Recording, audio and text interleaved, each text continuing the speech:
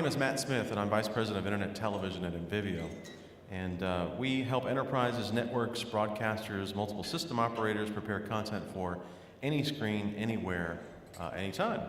And today I'm joined by a great group of industry experts here who are going to help us understand their video workflow, products, and architecture. So in this session, we're going to look at the complexities in preparing media elements and looking at mobility as it relates to that strategy. For multi-screen environments. And similar to the session that I moderated yesterday, I want to remind you that it's just like 18 months ago, it seems like we were talking about 3-screen environments. Now, I think it's fair to say that those have become end screens, right? It's no longer just about 3 specific pieces of glass. We've come a long way in a long time. And if you're up to date on the trends and the consumption patterns, mobile platforms and consumption are going to just skyrocket in the next few months and not years ahead. But as you're probably familiar with, creating content for all these screens is no trivial task. It can be fairly complex. It reminds me of a question that I was asked a couple of years ago at Yahoo by an engineer who asked me, Matt, what's the universal codec? After laughing, I told him that there wasn't one. So let's dive in. Let's meet these folks on the panel here and talk about some of these challenges that they face every day. So joining me for what seems like about the 10th time on the panel, one of my better panelists, not setting the bar too high there, Joe, is Joe Anzarillo. He's Senior Vice President for Digital Media Operations at MajorLeagueBaseball.com. Joe, introduce yourself, tell the audience a little bit about you and your team. Sure. So I oversee both the content technology and the operations side of the intersection between mobile and multimedia. And I think it's sort of, kind of totally appropriate for this panel that I started running multimedia and then very quickly wound up taking over the mobile development as well, because the intersection between those two is sort of inseparable at this point in time. Consumption has become more personal, more portable, and in the future, I don't think that you're going to be able to mention mobile without mentioning multimedia, which was certainly not the case, just a few years ago, as you were saying. So it's been an interesting challenge, and I look forward to the discussion. Great, thanks for being here. Next, we have Gerald Abramson, who is Vice President of Digital Media Operations at NBC Universal and E-Television. Welcome. Thank you.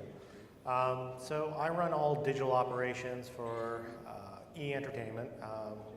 We used to handle Style and also G4 to a certain extent, but now with Comcast buying NBC, we're part of NBC Universal, and we're now very brand focused, and so my focus is on the E brand. And when I first started, focused on more of the non-traditional digital plays, VOD, and more recently moved into the mobile, and then now it's full digital platform. So everything, multiple screens, from VOD, electronic sell-through, mobile platforms. We started out in the space in terms of delivering content to aggregators like Verizon and Sprint on the mobile platforms. And now we become very much more direct to consumer. We have our own apps, our mobile sites are full-fledged, and we now have to worry about the iPad and digital on the iPad. So very complex, very difficult to maneuver with all the different platforms. 15,000 plus different handsets. Can you really support that?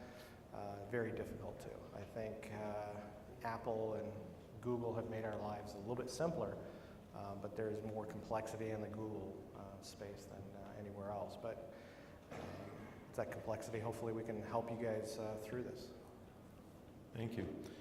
Welcome as well, Michael Dunn, the CTO of Hurst Interactive Media. Hi. So my job is a corporate job. I oversee and help our divisions. We have newspaper, TV stations, magazines. We own percentages of some cable channels. We have B2B businesses, and then we have pure play web businesses. And I look across the technology footprint across all of them and try to get them to do things that we can do better as Hurst, the enterprise, versus specifically for a local DMA TV station or a local newspaper. I tend to spend a lot of time on emerging technologies, semantic web, structuring of content, where the web's going to be going versus where it is today. Mobile is a part of it. We were fairly early for a big media company to get involved in putting our brands onto iPhone, iPad, and lately Android, and look forward to where it's going. Thank you. So we'll start where Gerald touched on in his introduction, in that there's a proliferation of devices out there. There's a lot of screens, there's a lot of glass that we have to render content on. And it seems to me that it's disruptive, or at least it has been. We may have gotten over the hurdles.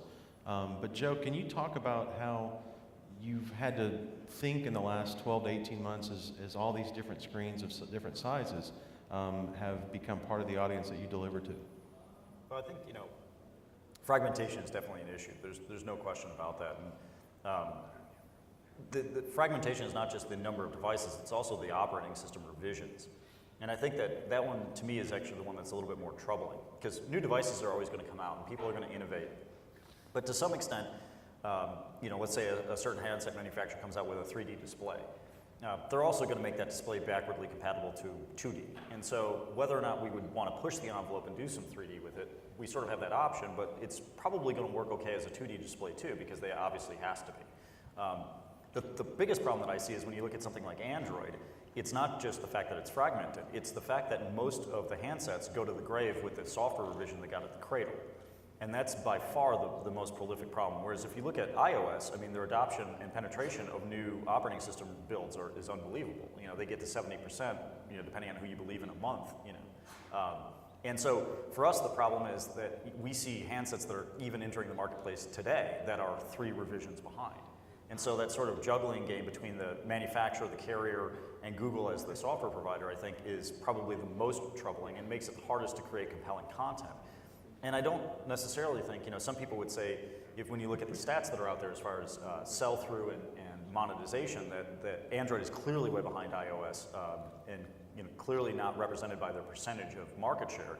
A lot of people would say, well, maybe Android folks are just cheap or they don't really do it. But I really just think it's actually more so that there's not as many compelling experiences across a wide range of Android devices to the point where people are even conditioned that this is going to be an experience worth paying for.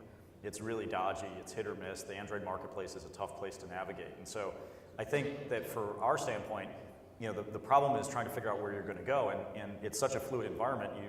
If you would have bet really hard on HP, for example, that probably would not have been a great bet.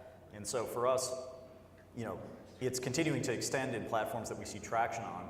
We have the benefit of the fact that we have a website that's pretty, wireless web website, whatever you want to call it, depending on your nomenclature, that's very, very active. And so we can sort of see the devices that are out there that are coming to MLB.com and use that as a gauge to try to figure out what platforms we should be paying attention to. That doesn't necessarily mean that those platforms are capable, but it does definitely give us an indication of what our fans are doing and our ability to potentially monetize them with an app or monetize them with a subscription service. Okay. Gerald, back over to you. You talked about it in your intro. How complex has these, I think you said 12 or 15,000 devices in the field, how do you program for them? How do you deliver to them? How do you think about your audience and their mobile usage? Yeah, I think looking back, we were hoping that the aggregators, the Verizon and the Sprints of the world would basically manage that process. But as we become very now direct to consumer, we've got to look at that. I think we've got a wide footprint on mobile web. So to Joe's point, we look at who's coming to our sites, who's that relevant individual or that portion of the market that we can really provide our content to. And we have a difficult time making those technology bets of who's going to be next. So we're kind of in the second mover state of figuring out what are the top handsets, what are those top OSs that we can support, and we don't want to be that long shot, web OS kind of, let's do it just for the sake of doing it. So we try to stay in that top tier 80-20 rule, trying to at least hit the 80%. And that right now is iOS, Android, and BlackBerry. The lower end handsets we try to steer away from. The one thing that we've also seen is that Android is moving down downstream as well in terms of, yeah, trying to provide a $50 phone with, I think 1.6 is the lowest end. So that's a fear of us that fragmentation will continue to grow, and they're not going to, it's not easy to upgrade. So we try to have a baseline and stick to that baseline. Does the consumer lose out to a certain extent? A little bit, yes. But there's the ROI to go for that lower end handset is not there for us. And also from an ad sales perspective, we don't have any premium apps. Everything is ad-based. All the advertisers are asking for iOS. And we're like, well, we have a huge inventory of Android. Okay, we'll take it. But for the most part, it's iOS, and Apple's done a great job of just marketing themselves and literally a clear-cut leader in terms of the mobile space. Michael, down to you. What about Hurst? So what are your key device targets, and is your approach any different than these other two gentlemen in terms of the company having an interest in the publishing space as well? Sure. So we're mostly a domestic company, although we just bought some international magazines. So that will change our focus a little bit. Once you get outside of domestic US, there's a whole different landscape when it comes to mobile. But for mobile video, about 90% of our traffic comes from iPhone and iPad, and only 10% from Android. So our focus is, we still want to provide video for Android, but we started with iPhone, iPad, and put a lot of focus into it. And so that's been our focus, both in just mobile video and then in the app side as well. I think we use a SaaS provider. We don't we use an online video platform called Brightcove, and we work very closely with them to make sure that they're the ones staying at the cutting edge of what can be done both for online video and for mobile video, and most recently for an app offering that they have. On our side, we just want to focus on creating the content. And we do quite a bit of video around news, obviously, with TV stations and newspapers, but then we have a ton of niche-based content that's associated with magazines. And so we want to make sure that content is out there and available for a large percentage of devices, the largest percentage of devices that we can. All right, thank you. So we've established the dominant mobility platforms. We've talked about the multitude of devices out there, but it sounds like we're still creating more renditions than ever. Joe, is there any magic silver bullet? Is there a trick? Is common encoding solving some of these problems? And what can we learn from all these renditions we have to create? How can we do it better? Well, I think that the one thing, thankfully, at this point that's sort of gravitated is that at least everybody from the codec standpoint is really focused on H.264. And so, maybe 18 months ago, some people were talking about WebM. I haven't heard anything about it at this point. It really sort of fallen by the wayside. So it's really H.264, and that at least gives you the ability to do it in code.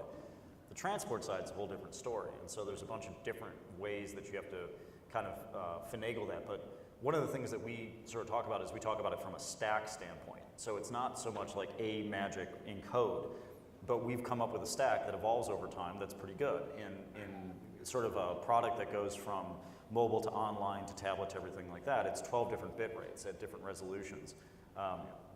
And we've been able to hit a pretty large range of devices. I mean, we're not just on mobile devices, which is obviously the focus, mobile and tablet, which is the focus here, but also on things like PlayStation, connected, Blu-ray and television sets with LG, Sharp, Samsung, etc. And so we actually that stack is the only thing that we make, and it goes across every outlet that we have. And so at this point in time, we're on 150 consumer electronic SKUs outside of mobile, probably another supported, couple hundred mobile devices as well as web. And we are able to sort of deal with it with those 12 different renditions. The big challenge for us is it's all about live. I work for baseball. Baseball the next day, not quite as exciting as baseball live. And so that adds sort of an additional wrinkle for those folks that are in the VOD business. And so that for us is probably the biggest challenge, is how to solve the sort of real-time renditioning of it when it comes to different transport streams. Because there's real cost effective, because while the baseball game monetization curve is definitely higher, closer to live, I still have archives for the entire season. And so now between sort of what we do for baseball, our partners with CBS and Turner, for March Madness and SEC football and things like that, as well as the back-end white label solution that we provide for ESPN3, I roll the equivalent of the Netflix library every 45 days. And so I still have long-term archival issues as well. So making an additional rendition is not just the cost of encode and the cost of dealing with it, it's also the cost of long-term storage, depending on how long those archives have to hang out. And so all of those things are sort of a balancing act. And for us, what it really comes down to is trying to get some lowest common denominator things thrown out there so that we're at least on some of these platforms that we can't super serve, but we can at least serve a baseline of content to. And then if the platforms become more compelling, either add additional renditions, but try to also deprecate previous ones so that the stack itself is not really growing. Okay, Michael, any thoughts there? Is there an easier way to do this, to create all these different renditions? I mean, adaptive bitrate has helped us to deliver much higher video quality and adapt to the network instead of vice versa. But how does Hurst approach that, whether it's a publishing business or broadcast business? I mean, from a rendition standpoint, again, we have a partner, so we rely on them. Probably the biggest difference from what you talked about is if we have breaking news, we're going to do a very baseline rendition to put up to get it out there as quick as possible. And then we're going to do a higher end rendition to get into the queue of producing all the various renditions we want for all the end states or the end nodes. That's probably the only big difference, whether it's niche or news. And the most critical part, especially when you use a SaaS provider and you want to integrate that into your workflow, is just making sure you can get it up and going as quick as possible. But figuring out what your baseline is, I like the stack approach. I don't know that we can be that definitive because we're a multi-industry media company versus a single focus heavily on live. But we'd love to get there, to have less of a stack or more of a defined stack. So we're all in the business of creating and delivering video, and I heard some interesting stats last week at a different show that I was at that said that on the AT&T network today, or as I say, I'm sorry, I should rewind, 8% of global mobile users have smartphones, yet the AT&T 3G network in this country today is at about 80% capacity on the data side. So that opens up a discussion about LTE. And do we think that the usage patterns are going to skew even further? They're going to be even more of a hockey stick than they are today. And further, does that represent opportunity, right? So it's at the same time frightening as it is opportunistic. So Gerald, as a rights holder, someone who pushes content out for their users to consume, do we think as the mobile data pipes get bigger that the consumption is going to be similar to what it's been in the wired world? Yeah, I think one of the things that we look at, kind of go back, is the user experience. If the user experience is poor, they're not going to like our product, whether we have control over it or not. And that's, I guess, in a traditional feature phone market, we don't have a lot of control. We're kind of at the mercy of the carrier, the handset maker, the pipeline. So the experience on a feature phone for video especially is poor. Just a lot of different factors. I'm actually looking forward to LTE and Wi-Fi networks all over the place because I think our consumption will just skyrocket. The experience will be better. So somebody who is going from a 3G connection into an LTE to a Wi-Fi will have better experience, will actually consume our content. They'll watch more clips, and we are very focused on clips, news, and information, from gossip to celebrity news. And I think we'll see usage numbers just go up significantly. I think that's the issue right now, that the bandwidth, 3G, I think we've seen this hurdle from feature phones to smartphones, but as the networks expand, I think consumption is just going to go up through the roof. And what we try to do is prepare for that. We're trying to stay ahead of the market and try to provide the best consumer experience and look forward to that. Joe? Yeah, I think, I definitely agree with Gerald as far as the concept that, the better the user experience, the more satisfying it is, the consumption goes up. But I think that, people often make the mistake when they talk about things like LTE or Wi-Fi of sort of treating data usage like it's water. And so for those of us who think back to our physics class, water is uncompressible, right? It takes the same volume whether you put it under pressure or not. bandwidth is a gas. And so the fact is, like, it will expand to fill the available volume. So as LTE goes up, what you're going to see is, yes, there will be more consumption, but there's also going to be more of an appetite for it. So you have things like now, for example, where you have an iPad. When that iPad goes to LTE, people are not going to be limiting the stack to, let's say, 800K or 1200K. They're going to go for the 3 meg. And so one of the things that we deal with as part of baseball is I have 30 different facilities where teams play all over the country. And we put 30, 40,000 folks in those facilities. And so what we've seen is even with really well-engineered DAS systems and Wi-Fi systems, we get a pretty good idea of what it's going to look like to try to feast on that bandwidth picture as well when you actually have a lot of bandwidth. And you still see the same problems. And so it's still now everybody's trying to get a higher quality rendition, and so now they're fighting for it, and now you get buffering and jittering and all these other sorts of things. And the protocols are struggling to sort of address those as best that they can so that you still get a baseline of it. But it's still going to be a challenge because consumption will definitely go up, I agree, but it's also going to sort of drive the engineering behind it, the traffic engineering side of it, to become better as well. Otherwise, we're just going to wind up expanding to fill the entire volume of the LTE pipe and not necessarily push better quality experiences unless we specifically engineer for it. Okay, any other thoughts there?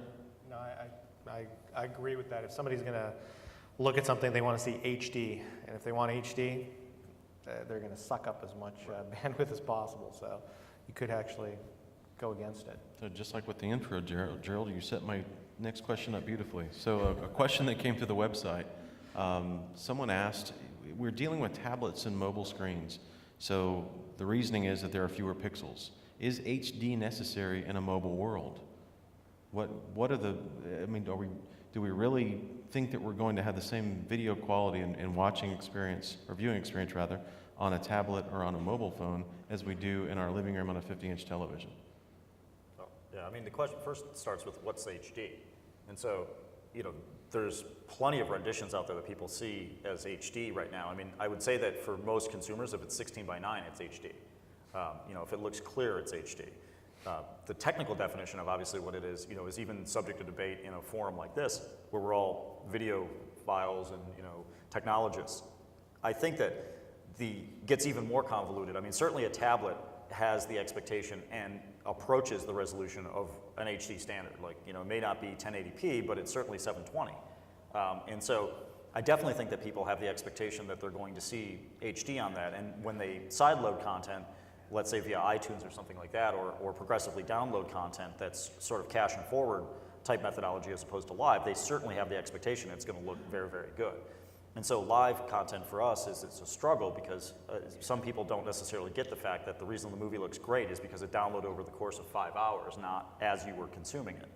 I also think that other technologies that are coming down the road, when you talk about something like AirPlay, it's no longer the box that's around the device. So if I have my iPhone 4 and I'm sitting in my living room and I sling it to my Apple TV, well, I may not have the expectation that it looks HD on my my iPhone. I may be able to get away with a 800K or 1200K stream that looks really good, but is clearly not an HD resolution. But as soon as I hit that AirPlay button and sling it to the Apple TV, I have the expectation it's going to be HD. And so the blurring of the lines about experience and connectivity are only getting more convoluted. And I think the answer is that adaptive bitrate is the right approach, where you definitely need to have the ability to adapt the bitrate and further have the ability for a playback context to understand the capabilities of the device. But I don't think we're getting away from it. I think the consumer is actually being conditioned the opposite way because they watch the TV, and they see commercials for the Verizon, Torch 7 or whatever it is, and they see Jedis and ninjas flying out of the screen in HD, and they're like, okay, well that's what it's going to look like when I go down to my Verizon store and buy it. They have that expectation, and so we're going to have to deal with that, and we're going to have to put out the highest quality content we possibly can, and in order to compete for the eyeballs. So Gerald, Michael, any thoughts about HD and as it relates to mobility and tablets? Yeah, I mean, I can. Maybe it's being in the industry. You could tell the difference between an iPhone 3GS and iPhone 4 with Retina display.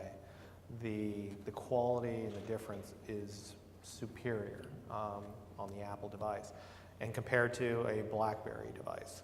So the consumer, I think, as these screens get better and better, could be smaller, but I think they're going to be looking at the pixels and making sure it's the best quality that they can get. whether it be a tiny little screen on an iPod to an iPad or a 7-inch Android tablet. And then to Joe's point, you're going to be pushing that to whatever screen, that you have around you, and that's going to be the technology going forward. So Michael, for you, in the broadcast space that you assist at Hurst, to Joe's point, what's the inside of Hurst, what's the thinking in terms of the watching experience on the 50-inch television versus on a 6-inch screen? Do you treat it the same? Do we think that the viewing experience is the same, or is it different? No, from a user experience standpoint, you want to make sure you have a solution that can satisfy what the device, the baseline of what the device is going to be optimized for from a user experience. Now, I think where it gets complicated is if you're watching a streaming something, archive or live event on your iPhone, and then you walk into your house and you want to pause it there and then pick it up on your TV or on a greater resolution environment. You want to be able to have that seamless, and from an infrastructure standpoint, you want to be able to make sure you're doing a proper switch and have the technology to be able to do that. So, that's not doable today, but that's on the request list that we have for our solution provider to be able to do that, because we see that as a real use case. You can do it with things like Netflix. You can do it with a different environment than what we're seeing with our content, but we want to be ready when we're looking to do that with our content. So it's let's a little talk more sophisticated. You've actually teed up a nice question too. So let's talk about consumption patterns. And this reminds me of something I heard a couple of weeks ago. Two individuals from major brand name service provider telco type organizations were talking about the first screen, right? Defining the first screen. So, and I thought it was interesting that they both said it was the living room. But if you look at the consumption patterns of the under 30 crowd today, I would argue that the first screen is probably the tablet. So how does that factor into your thinking in terms of how you think about your products and your workflow? Has that become something that you stop and think about, and you categorize these users differently based on their demographic data in terms of how they're going to consume the content? I don't think it's a tablet. I think it's a mobile phone, for under 30 or under 25. So it's aiming at that and then making sure that you're optimized for the others. Okay. For us, it's time of day. So whatever that first screen is going to be, it's based on the time of day. For us, traffic usage is significantly higher during the day because everybody's in the office and they're online. Between that commute home, they're on their mobile device, and then at night they're on TV, and on the weekends, tablets. So it's where you are and where that person is in the cycle. Now, I'd say unemployment rate being at high rates, there's not a lot of people at work, so I think things will change a little bit, but and I think that's why they're mostly on mobile. I think there's a lot of people that still at the end of this day still have to have that smartphone and consume that content wherever they are. So for us, it's more of where are you in your day, and that device and that content has to be there to serve you. Joe, how's MLB defined first screen? Well, I mean, it's a little bit easier for us in that my division of baseball is essentially a wholly owned subsidiary of the league, but we don't have any, first screen, if you call the first screen a TV set, rights. We're a pure digital organization that's 11 years old, and all we were born with was the digital rights. And so because I don't have any participation in the TV, I sort of ignore it to some degree. I mean, that's obviously a joke. You can't really ignore it, but at the same time, I'm really focused on monetizing off of the sort of primary display, if you will. I definitely think day part's a huge thing for us as well. I mean, you definitely see different consumption patterns depending on day part. You definitely see it sliced via age the way that you're talking about. I mean, for a kid in college right now, the smartphone is literally the possession that will be with them most of their entire life. They don't go anywhere. They don't. You hear stories about kids getting it wet in the shower in school. Because that's how close this device is. It's a very personal thing. It's like they're key to the entire world. And so for that, and different demographics, they may prefer that even if they're sitting around a big screen. And most of them, a lot of them don't have one. There is no second screen, that's it. I definitely think tablets and laptops, netbooks and things like that are also a very important thing. And so what we see is more, in the younger demographic, it's the transition between smartphone to tablet or smartphone to PC. And then maybe in that same demographic, it's the transition between smartphone, or same demographic but different age group, same transition between smartphone and then big screen, and then there's sort of the middle ground where it's the connected device big screen. So it's not provided by an MSO or an MVPD signal, it's actually provided by a Roku box or a PlayStation 3. And so there's definitely a lot of different things, but the conclusions that I think that you can draw is that most of the consumption is getting far more personal and far less communal. And so the communal part of it is certainly discussions and things like Twitter and social media. There's discussion about the concept, but it's much more solitary watching that's then factored into those. So even in a given living room, our CEO sometimes tells stories about where he has his iPad, kids have their iPad, they're all sitting in the living room, the TV's on, but really everybody's doing their own thing. And I think that that's a pretty typical American household in a lot of places. And so it will become increasingly more personal, which on some level actually lends to the ability to monetize better, because if you can get the right content in front of the person, that may have a better value proposition than sort of the shotgun approach of just broadcast television. But it also has the downside of that really affects the advertising models and the way that you do monetize it. And so ad-supported models, more so than subscription models, I think are actually more affected by that kind of demographic switch. All right, so let's make the assumption that we have product managers or engineers in the audience from Adobe and Apple and Microsoft. I've seen a few of them here. Give them some feedback. What works? What doesn't work? What are some of your favorite features about their technologies? And what should they think about as this year's wrapping up and maybe they're putting together their product roadmap for next year? What are some of the things that they can learn from you, having this real-world feedback from in the trenches? Michael, let's start with you. So I think Silverlight is a great framework, but isn't really relevant to us. So as a technologist, I think it's a great framework, not something we use. From Adobe standpoint, I'd like to see them more open. I'd like to see them embrace not only HTML5, which has been rumored, but open standards and get involved with the W3C org. I think they do really well on the workflow side, and we use them quite a bit for workflow. But I'd like to see them more involved and relevant for us on the publishing side. How about HLS? Is that a big player at Hurst? No? No, not for us. Okay. Gerald? I love HLS. HLS has simplified my life significantly. HTML5, still worry about that. What does that really mean? From my understanding, it's if we do any type of HTML5, our content will be, ripped apart, stolen, pushed out. Love Adobe. I wish Adobe could put more framework or support around an HLS DRM type of solution, and HLS has just changed my life significantly.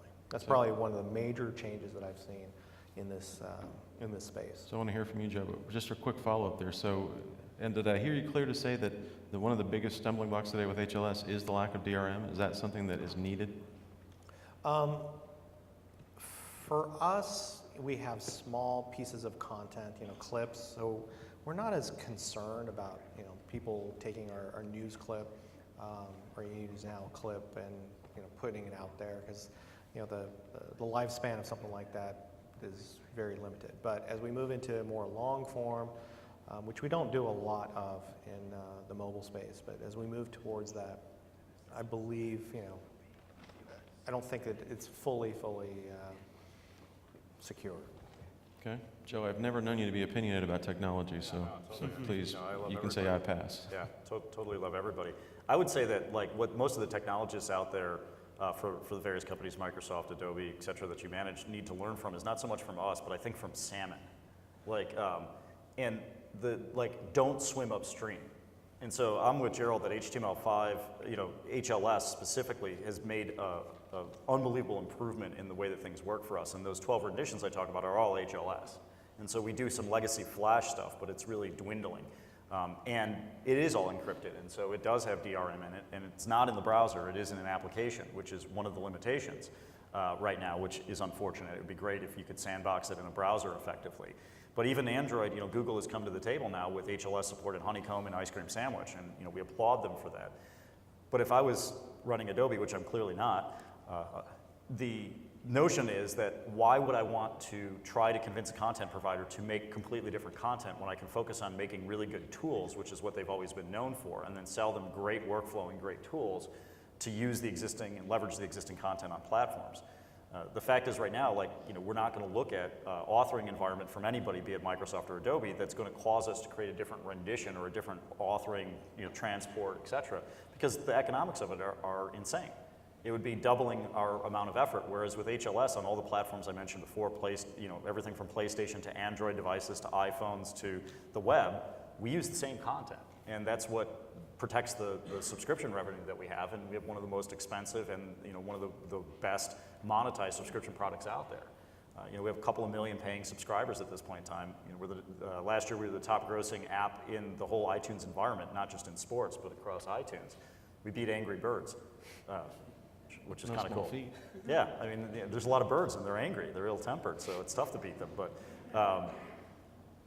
so the key to that though is controlling the other side of it, is controlling the expense side of it. So I think that a lot of times technology providers out there look at it sort of simplistically and say, well, this is a great environment. I agree, Silverlight is an awesome framework. If Silverlight would play, HLS streams really, really well, and possibly even interoperate with the DRM side of it, I would seriously look at putting it out there. But if it doesn't, I'm not even going to take it a second glance, because the economics put the thing underwater before I could even evaluate whether or not the technology is super cool.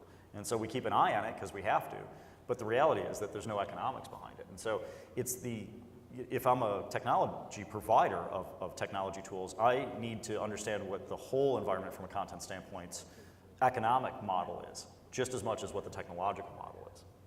Okay, great feedback. So with that, we will turn it over to you for questions and answers. If anyone has any questions for the panel, happy to ask and answer. Go ahead. Do we have a microphone?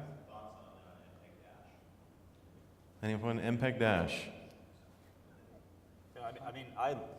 I love a lot of things that are in the standards committee, and I think that Dash's heart is absolutely in the right place. I think it's one of those things that trying to coalesce around a standard is cool. I think trying to coalesce around a standard in ISO makes a lot of sense.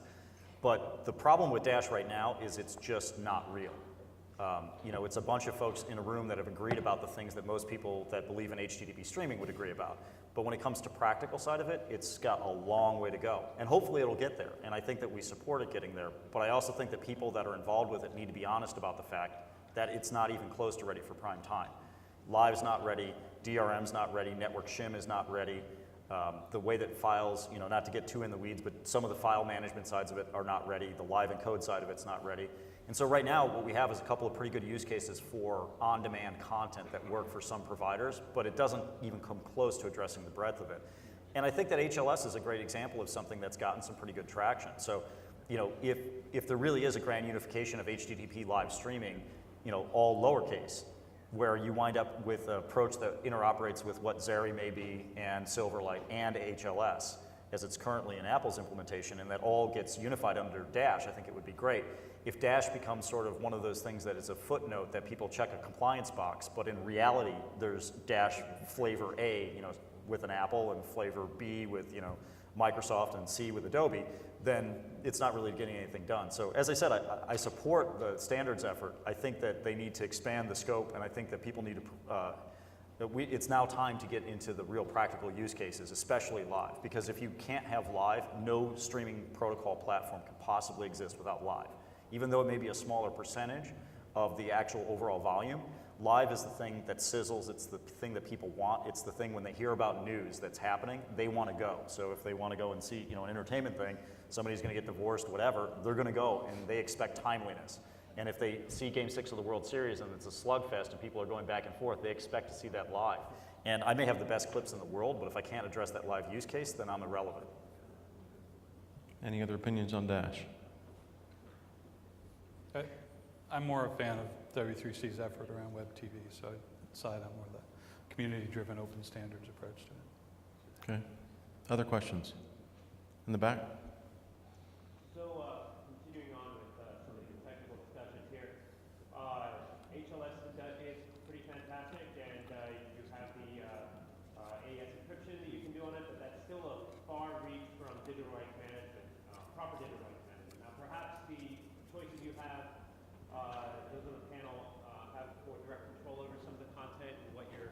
what you're comfortable with respect to the technology to use, but one of the challenges that I've found, and others I've talked to in the tablets and mobile space, is the differences in digital rights management platforms and being able to get those out to all the different consistently hit all the different platforms. Have you had that issue? Do you see that as well, and do you see any solutions? Yeah, I mean, I hear you, and I think that there's a lot of truth in what you say. I also think there's a lot of truth in the fact that I personally think that DRM as a whole is a completely made up category. You know, ultimately what you have is content. That content has some amount of encryption on it with some format. And then you have control of the keys. And everything else is control of the client endpoints and the source. And so once those keys get out there, they get out there. And so if you have good control of the client, let's say something like Flash, which I think has pretty reasonable DRM, where the environment is trusted, and therefore you can tell the environment things like let somebody play this for a week and then don't let them ever play it again, and you can control that endpoint and lock it down, then I think it works pretty well. The problem is all DRM in the streaming media space that's out there has been broken 2 days after they release it because nobody has effectively locked down the end product. Nobody's locked down that playback environment. And so once you get those keys out there, then people can do whatever they want. So, Swift verification, for example, is very easy to defeat. You play it in a non-native Flash player, there's a bunch of VMs out there, go download it, and bang, done. It's completely defeated. And so I think that realistically what people, when they talk about DRM, want is, in my mind, what we're going to need to get to in order to get that done is more like what the ultraviolet folks are going towards. And I don't necessarily know that they got the right solution, but I think that their head's in the right place in that it's got to be an integration in the decode and kind of the rendering engine. And so if you can kind of put all that in hardware, it just makes it a lot harder to get at, as opposed to these sort of software virtual machines that run at a higher level that are very easy to spoof. And so for me, what we're left with is having to forcing us into dealing with the keys ourselves. And so, we have a bunch of security guys, and we do as much as we possibly can, focused on keeping the honest people honest. And the black hats that are out there are going to go out and they're going to hack these things, and it's going to get out, and your content's going to get out.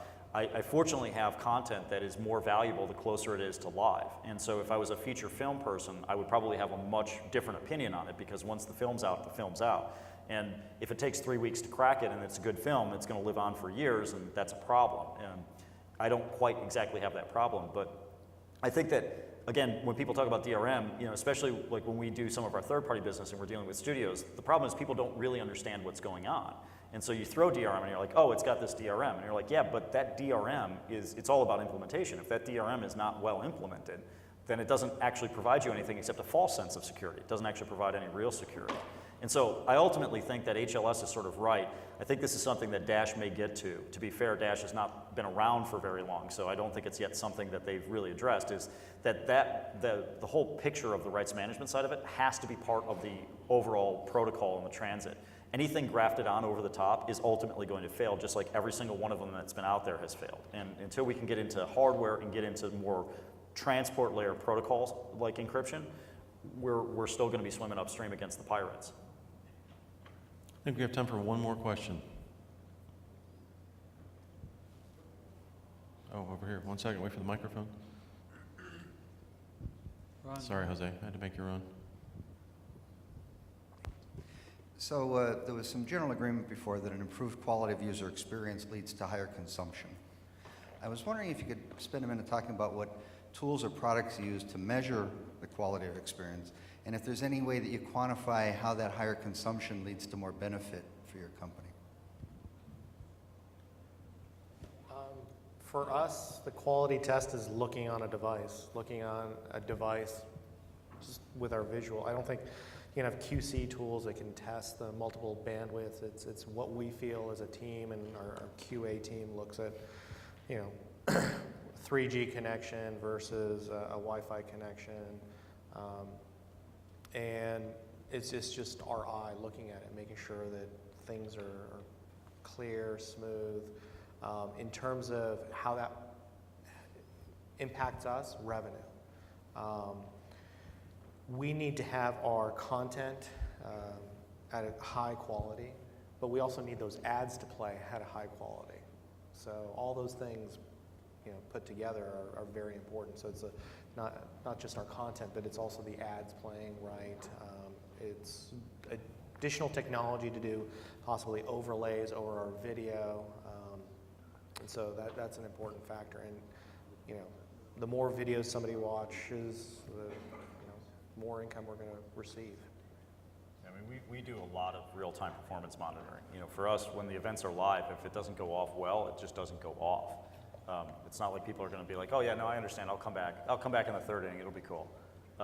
And so for us, it's really important. So we use a lot of different partners, a lot of third-party analytics, a lot of our own homegrown analytics. We use a company called Conviva that does some pretty nice work with performance monitoring. And we've sort of integrated all that into a dashboard and a real-time system in our own way, because part of it is just, there's some level of things that you're not going to control. But we run very, very large events. I mean, we ran the back end for the World Cup with ESPN, the Algeria-US game that theoretically set the record for most concurrent live views. We also ran the back end for CBS March Madness, which theoretically set the record for the largest concurrent views. I'm not weighing in on either one of those being bigger than the other. They can fight that out in the media. But million plus sort of live concurrent folks. And there are times where there are things that you can affect and things that you can't. So one of the big things that we're always looking for is CDN performance. And so if I can move somebody from one CDN to another to improve their performance in real time, I'm going to do that. The other side of it also gets into rendition qualities. And so maybe it's one of those things that a million folks, I pop the top end stream to make a little bit more bandwidth so that one person isn't consuming twice, the bandwidth of two people at a slightly lesser rendition if I'm very concerned about a real-time experience. And so we've got some pretty sophisticated heuristics that deal with this, and some pretty sophisticated proactive measures that are driven by these heuristics to try to preserve the user experience in real time. All that being said, none of it's enough. We're constantly adding, constantly trying to put things into it. And what those do lead to is engagement, we hope. As I said, a lot of our stuff is subscription products, so it's a little harder to measure in that, it's not one more ad that somebody gets seen, although there are ads in our product, even our subscription product as well, because there's natural breaks in the game. But really the belief is that if people have a high quality experience, they believe that they're getting value for their money, they're going to come back time and time again. And we definitely see the better our heuristics and the better that the metrics that we collect show us that people are having a high quality experience, that it really does affect churn. And the churn is probably the best indicator of how good and how valuable your service is. Because acquisition can be affected by various different things. Churn is typically affected by people's experience. And so if you can mitigate churn, you're probably doing a pretty good job. All right. Good answer. I'll add my tools and then we'll end it. Is that cool? Sorry? I'm just going to say what we use. Oh, sure. Gomez, Akamai Media Analytics, and then because we're a customer of a SaaS provider, we benefit from the quality control aspect of being a part of a multi-tenant approach. So if we don't see a problem in our user experience, our other customers who are involved in the SaaS platform will, and so we take advantage of that if there's going to be a problem, somebody's going to see it, and then all of us will benefit from fixing that. But Gomez and Akamai do a pretty good job too. Great. I'm going to add one more. I've got 20 executives looking at a live stream, just go back to the live stream. Test indicator. And that is my testing. And we've got to make sure everything is buttoned up before it goes out. So we do a lot of testing beforehand to make sure those streams are good, but those 20 executives are looking at a live stream on different devices, different times, different connectivity speeds. So they will find it. They will find it before we do. Yeah. Great. Thank you for the information, gentlemen. I think it's been a very useful session. I hope you agree, and I hope you have a great afternoon. Thank you.